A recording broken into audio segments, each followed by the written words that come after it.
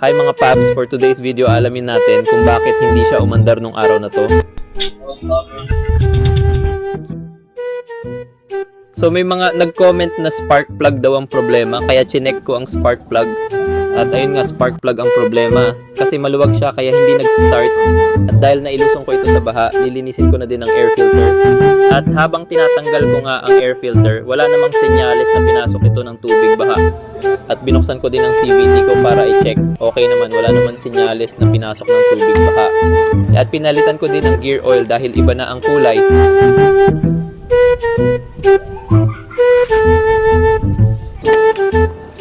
At ayun na nga mga paps, na ibalik ko na ang air filter, spark plug at CVT. Kaya subukan natin kung okay na ulit ang aking motor. At ayun na nga mga paps, okay na ulit ang motor ko. Pwede na ulit lumusong ng baha.